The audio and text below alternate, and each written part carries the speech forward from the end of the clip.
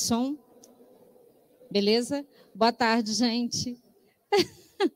Que bom que vocês estão aqui. Vou olhar aqui para o relógio, são 3h25, são 25 minutinhos. Oi! Que prazer que apareceu alguém para falar desse assunto aqui, que é um assunto estranho para um evento de tecnologia como a Campus Party, mas que a gente não pode deixar de falar, né?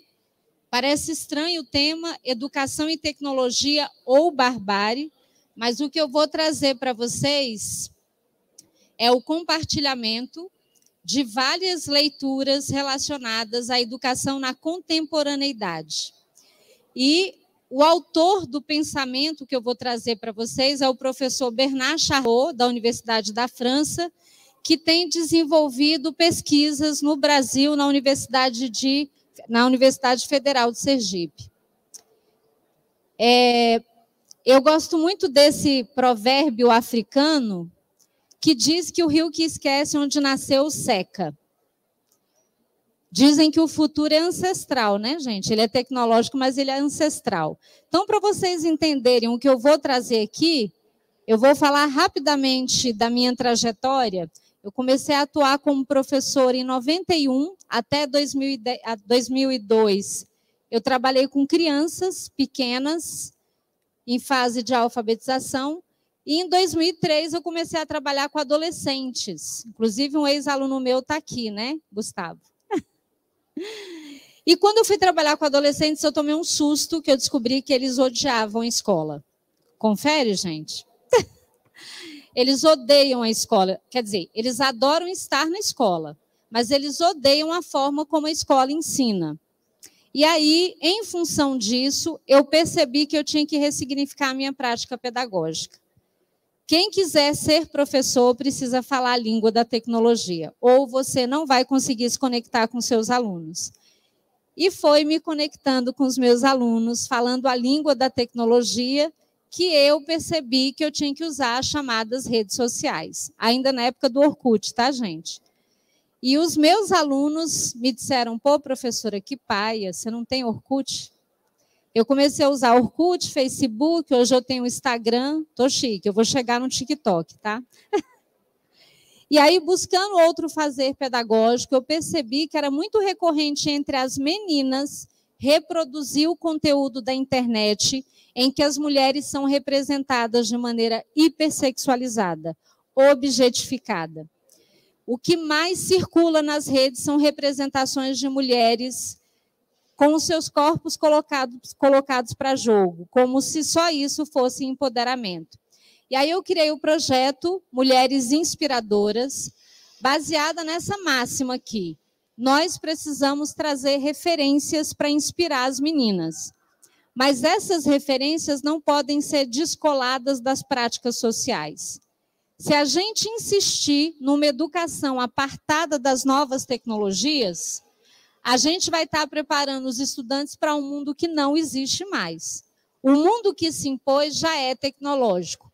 Foi assim que surgiu o projeto Mulheres Inspiradoras, que trabalha com estudo de biografias de grandes mulheres, leitura de obras de mulheres, mulheres que subverteram a representação da mulher objetificada.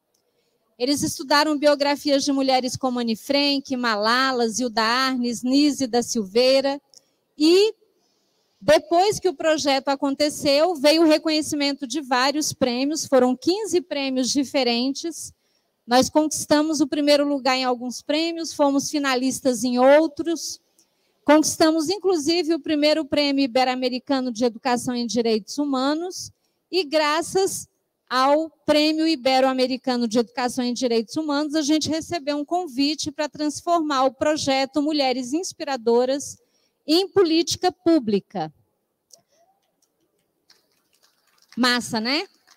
Desde 2017, o projeto Mulheres Inspiradoras chegou a 15 escolas, hoje ele está em 50 escolas, para defender a ideia de que o lugar das meninas é onde elas quiserem. E não é legal a gente ficar repercutindo essa representação de que as mulheres são apenas um corpo bonito e rebolativo.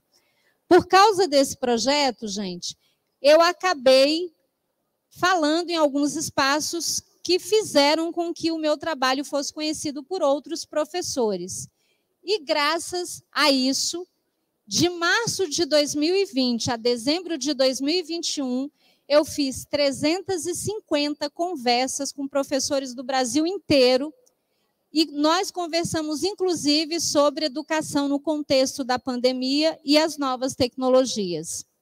Então, quem está falando aqui com vocês é uma professora com mais de 30 anos de chão de escola, 26 anos exclusivamente na sala de aula, 20 anos exclusivamente com regência, que já trabalhou como supervisora, como coordenadora pedagógica e uma professora muito freiriana.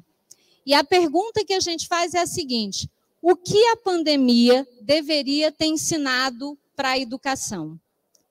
A gente imaginava que, com a aproximação da educação da tecnologia por força da pandemia, a gente ia voltar diferente, né? Vocês acham que a gente voltou? Não voltamos, né?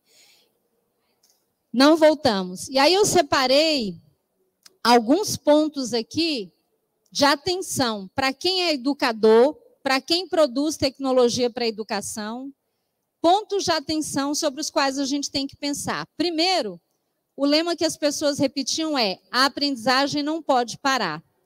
Mas quando as pessoas falavam de aprendizagem, elas estavam falando de mera entrega de tarefa. Isso é educação bancária. Educação bancária é achar que o aluno é uma gaveta onde eu vou depositar conteúdo. Não funciona. Muitas vezes, as propostas de ensino remoto foram construídas sem diálogo com os estudantes, com os professores e com a comunidade. Também não funciona. E houve o aprofundamento dessa educação bancária sobre a qual eu estou falando. E, para mim, o que foi muito grave, as pessoas aderiram à tecnologia, acreditando que tecnologia por tecnologia é inovação. E em educação, tecnologia por tecnologia pode gerar barbárie.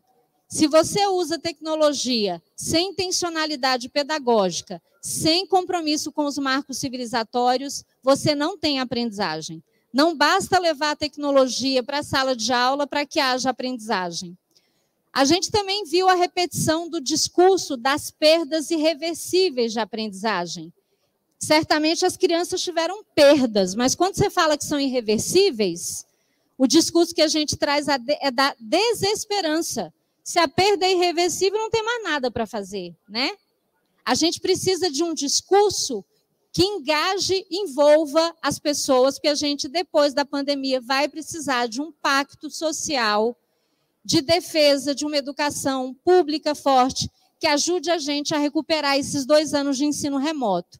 E o que é mais grave, na pandemia, com a chegada das novas tecnologias de maneira aligerada, apressada, as pessoas abandonaram as ciências da educação e aderiram à lógica do mercado. A lógica do mercado não serve para a educação. Educação tem um outro sentido. A educação prepara para o mundo do trabalho, a educação prepara para o mercado, mas ela não se reduz a isso. E, em função disso, houve uma explosão de pacotes prontos com soluções para a educação. E aí, gente, eu trago aqui um autor que ele escreveu um artigo maravilhoso sobre a ideologia da aprendizagem. As pessoas falam que estão defendendo a aprendizagem, mas a maneira como essa defesa é feita, como eu disse, não está ancorada nas ciências da educação. Está seguindo a lógica do mercado. Quando a lógica do mercado invade a nossa vida, inclusive a educação, a gente vai ver acontecer algo que é contrário à educação. A lógica do mercado é baseada na competição. Na educação, a gente precisa educar para valores colaborativos e coletivos. E a gente precisa lembrar do seguinte: os nossos problemas educacionais são, antes de tudo, problemas de desigualdade social. Na maioria das vezes, as pessoas tratam a aprendizagem apenas como um problema técnico-pedagógico, mas é também um problema de desigualdade social. Os dados do IBGE mostram quais são as consequências que a gente vive por estar num país de base escravocrata. 5 vezes, se a gente for comparar alunos brancos e alunos negros, o número de alunos negros que acessaram o ensino remoto é 5 vezes menor que o número de alunos brancos. Não dá para discutir educação no Brasil, inclusão digital e pedagogias digitais sem falar das questões raciais. A gente tem que dar centralidade a esse debate. Mas não para por aí. A gente tem que pensar na educação como condição antropológica. O que significa isso? Até a gente chegar ao Homo sapiens, nós acumulamos muito conhecimento, né, gente? Para a gente chegar a estar de pé nos marcos civilizatórios que a gente tem, dentro do Estado democrático de direitos, a gente deixou muita barbárie para trás. E se a gente não tiver cuidado, a gente vai perder de vista isso aqui, ó. A educação é um processo de humanização, socialização, aculturação, singularização. É a partir da educação que eu me torno sujeito, é a partir da educação que eu passo a fazer parte da humanidade, e é a partir da educação que eu construo a minha singularidade.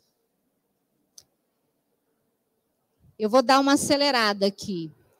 Portanto, gente, aprender não é só acumular conhecimento. Aprender não é só juntar conteúdo. É ser capaz de assimilar esses conteúdos, elaborar esses conteúdos a partir da construção do pensamento crítico. Nesse sentido, aprender tem que me tornar humano. E nos últimos anos, no Brasil, a gente tem percebido que nem toda aprendizagem serve para as pessoas se tornarem humanas, dependendo dos conteúdos que elas acessam. Há muito conteúdo sendo acessado e produzido para negar a ciência, para atentar contra o Estado democrático de direito, e não dá para discutir educação fora disso. Essa frase é de uma grande intelectual negra, Bell Hooks, que diz assim, ó, a educação em seu melhor, essa profunda transação humana chamada ensino-aprendizagem, não é sobre conseguir informações e conseguir emprego. Como eu disse, a educação é sobre ter conhecimento e sobre ter informação. É sobre conseguir emprego também. Mas não é só sobre isso. Educação é algo mais profundo. Isso aqui merece ser lido, tá, gente? Educação é sobre cura e integridade, é sobre empoderamento, libertação, transcendência, sobre renovar a vitalidade da vida. É sobre encontrar e reivindicar nós mesmos o nosso lugar no mundo. Uma educação comprometida com a tecnologia, mas que não tenha compromisso com o fato de que educar é, antes de tudo, um processo de humanização, não vai nos permitir encontrar o nosso lugar no mundo, encontrar o nosso lugar na coletividade. E aí o Bernard Charlot, ele faz uma provocação. A gente está num mundo absurdamente tecnológico, profundamente tecnológico. A pergunta é, nós temos uma pedagogia contemporânea para nos ajudar a pensar esse mundo? E ele faz essa provocação, ele diz, não temos essa pedagogia.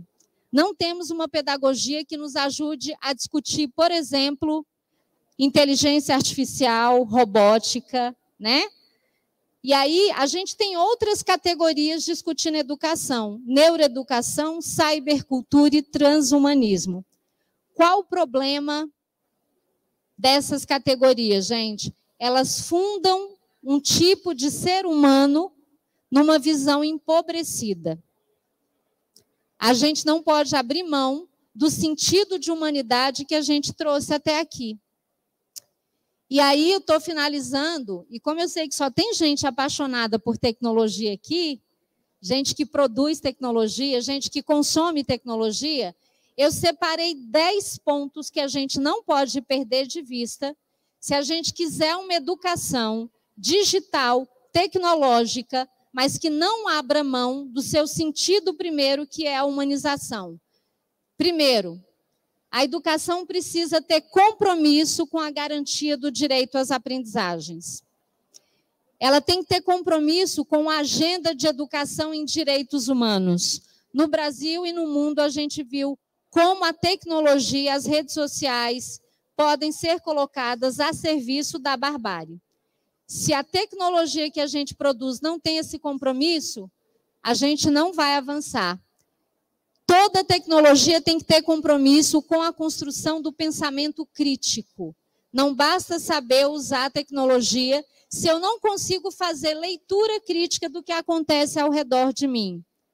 As tecnologias que chegam à escola precisam respeitar as ciências da educação. Elas também não podem reduzir professores e estudantes a meros consumidores de tecnologia. Uma tecnologia que expropria o professor da sua autonomia e da sua autoria, ela não vai promover a educação que a gente deseja. Também é importante dizer que as tecnologias precisam formar as novas gerações não para se acomodar a um mundo injusto, mas para contestar esse mundo injusto. O risco que a gente corre com o mundo hipertecnológico é que a gente tem um mundo onde algumas pessoas têm acesso ao que há de mais moderno e outras pessoas não tenham sequer o que comer. Esse mundo já existe, mas a tecnologia, sem compromisso com a justiça social, pode produzir um mundo ainda mais injusto. Quem produz a tecnologia tem que estar pensando nisso. E, para encerrar, eu queria trazer um pensamento do Paulo Freire. Você quer que volte lá o slide? Eu comecei a minha fala dizendo que eu sou uma professora freiriana. Quem lê Paulo Freire não tem como não se apaixonar, né, gente? Para mim é o maior nome da educação brasileira. E o Paulo Freire traz um pensamento muito importante, que é o seguinte: o progresso científico e tecnológico que não responde aos interesses humanos perde a sua significação. A tecnologia tem que estar a serviço dos interesses humanos. E precisa ser interesse humano que a gente tenha um mundo mais justo. Esse é um compromisso do qual a gente não pode abrir mão. E ele diz que a cada avanço tecnológico que nós tivermos, a gente tem que buscar um avanço tecnológico que inclua todo mundo, que não deixe ninguém de fora. Essa é uma questão ética e política e não tecnológica. Então, eu espero que todo mundo que está aqui na Campus Party, que é apaixonado por tecnologia como eu, que já entendeu que tecnologia não é ferramenta, é linguagem, que todo mundo tem um compromisso de, ao produzir tecnologia, pensar numa tecnologia que seja capaz de produzir uma educação crítica, emancipadora, e que seja capaz de promover justiça social. Muito obrigada. Dá tempo de ter perguntas, gente.